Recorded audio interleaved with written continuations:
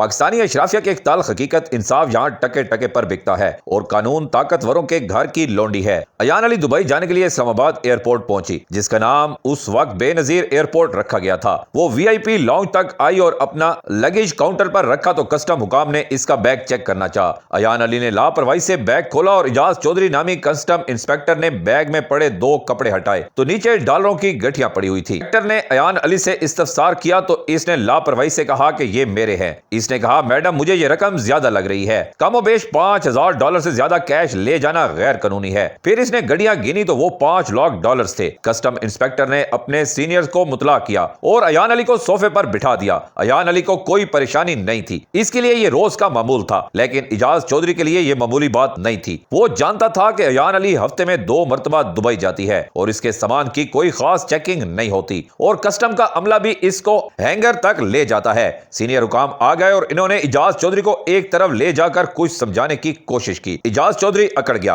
اور اپنی قانونی پوزیشن بتانے لگا۔ نیز اسی دوران سی اے اے اور نارکوٹکس کے افسران کو بھی مطلع کیا گیا۔ دوسرا، ایان علی بیزاری سے صوفے پر بیٹھ کر مسلسل فون پر بات کرتی رہی۔ اسی دوران کسٹم کے کسی فرد نے میڈیا کو خبر دی اور چند گھنٹوں میں پورے میڈیا میں خبر پھیل گئی کہ مشہور ماڈل ایان علی $5 لاکھ سمگل کرتے ہوئے پکڑی گئی اور پکڑنے والا کسٹم انسپیکٹر اجاز چودھری ہے۔ بات چونکہ اب پھیل گئی تھی، لہٰذا کسٹم حکام کو بھی مجبور ہو کر سٹینڈ لینا پڑا۔ انہوں نے ایان علی کے سفری دستاویزات اور ڈیٹا کی انکوائری کی تو صرف 1 سال میں ایان علی 42 مرتبہ دبئی کا سفر کر چکی تھی۔ ایان علی نے دوران تفتیش اقرار کیا کہ وہ اپنے ذاتی اخراجات اور شاپنگ کے لیے ڈالر ہی لے کر جاتی تھی۔ یہ 43ویں مرتبہ پکڑی گئی تھی۔ جب اس سے پوچھا گیا کہ اتنے ڈالر اس کے پاس کہاں سے آئے اور وہ ڈالر ہی کیوں لے کر جاتی ہے تو اس کے پاس صرف ایک جواب تھا، یہ میری اپنی کمائی ہے۔ ایان علی کی گرفتاری کے فوراً بعد پیپلز پارٹی کی لیگل ٹیم نے اس کا کیس لیا۔ سردار لطیف کھوسا اس کا وکیل بنا۔ ملک کے چوٹی کے وکیلوں نے بیٹھک کی اور مختلف قانونی نکات اور پوائنٹس اکٹھے کیے گئے۔ ان وکیلوں میں اعتزاز احسن بھی شامل تھے۔ انہوں نے ایان علی کے کیس کی پوری پیروی کی۔ ہر قدم پر وہ لطیف کھوسا کو گائیڈ کرتے رہے، حالانکہ یہ 100% اوپن اینڈ شٹ کیس تھا۔ میڈیا سیل اور سوشل میڈیا نے ایان علی کا نام زرداری سے جوڑا۔ ٹاک شوز ہونے لگے، پیپلز پارٹی کے لیڈروں سے سوال جواب ہونے لگے تو وہ ٹاک شوز میں بالکل باولے ہو جاتے تھے۔ شرمیلا فروخی سے لے کر شیلا رضا تک اور مصطفیٰ کھوکھر سے لے کر سعید غنی تک نے مریم صفدر اور مرحوم کلثوم نواز کے کپڑے تک اتار دیے۔ بہرحال ایان علی کی گرفتاری سے اس ریاست اور اس کے اداروں کا اصل امتحان شروع ہوا۔ وہ جیل گئی، پھر جب پیشیوں پر آتی تھی تو پورے سرکاری پروٹوکول کے ساتھ میک اپ کر کے آتی تھی۔ اسے جیل کے 5 سٹار بیرک میں رکھا گیا۔ کمرے میں دنیا کی ہر سہولت موجود تھی۔ وہ منرل واٹر پیتی تھی اور ناشتے میں امریکن اور چائنیز فوڈ کھاتی تھی۔ اسے ورزش کی مشینیں مہیا کی گئیں۔ اس کا فون اور لیپ ٹاپ کسٹم حکام کے پاس تھا، لہٰذا اسے ایک اور فون دیا گیا۔ اس کی خدمت کے لیے پورے جیل کا عملہ وقف تھا۔ ایان علی کے پورے کیس اور قید میں سب سے زیادہ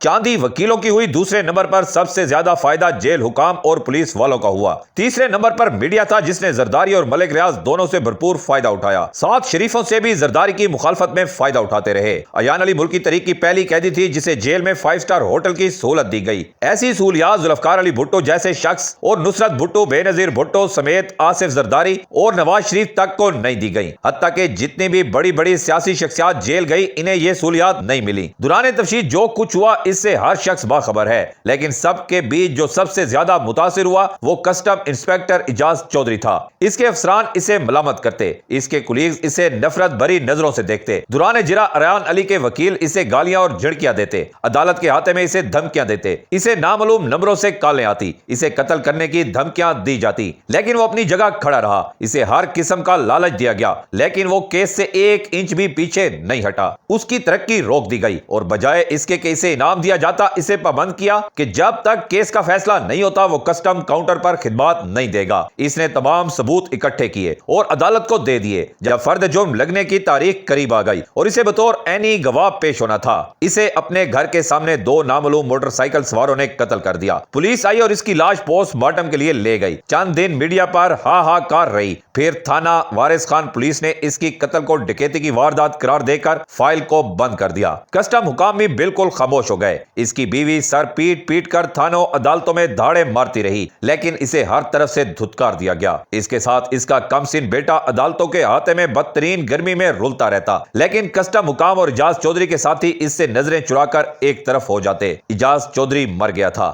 عدالت نے ایان علی کو منی لانڈرنگ کیس میں اور اجاز چودھری کے قتل کی FIR میں نامزد ملزم کی حیثیت سے بری کر دیا اور اسے پاسپورٹ واپس نوٹس دے دیا۔ آج ایان علی دبئی کے سب سے مہنگے ترین علاقے میں رہائش پذیر ہے۔ رہا اعجاز چودھری تو وہ قبر کے اندھیروں میں اتر گیا۔ اس کی بیوی اور کم سن بیٹا 3 مرلے کے مکان کی بوسیدہ دیواروں میں اس کا عکس ڈھونڈتے ہیں۔ اس کے شیو کا سامان اور تولیہ اور وردی اس کی بیوی نے سنبھال کر رکھے ہیں، لیکن اس نے فیصلہ کیا کہ اپنے بیٹے کو کسٹم میں بھرتی نہیں کرائے گی۔ اس کے سنگی ساتھی اس کی خالی کرسی کو آج بھی دکھ سے دیکھتے ہیں، لیکن وہاں کے کسٹم انسپیکٹر اب اعجاز چودھری والی غلطی نہیں دہرائیں گے۔ ایسا ہے میرے دیس کا قانون اور انصاف ان اشرافیہ کی رکھیل، ان کے گھروں کی لونڈی، ثانیہ ماڈل ٹاؤن، ثانیہ سائیوال کا واقعہ، جن بچوں کے سامنے ان کے والدین کو شہید کر دیا گیا۔ دنیا دھوکہ ہے اور دولت فساد ہے، اصل زندگی تو موت کے بعد ہے۔ جو اعجاز چودھری تو گزار رہا ہے، باقیوں نے گزارنی ہے۔ سردار لطیف کھوسہ اور اعتزاز احسن دونوں آج کسے انصاف دلا رہے ہیں؟ روح کانپتی ہے سن کر سہنے والوں نے کیسے سہا ہوگا؟ یہ سب گند اور غلاظت میں لپٹے حسین چہرے گناہوں کی دلدل میں گھرے ہوئے لوگ ان کا ساتھ دینے والے اور میر جعفر کھا گئے۔ پاکستان کو میرے پاس ان آنسو اور بد دعا کے سوا کچھ نہیں۔ یا اللہ، جو اس ظلم میں شامل تھا اس کو دنیا میں ہی عبرت کا نشان بنا۔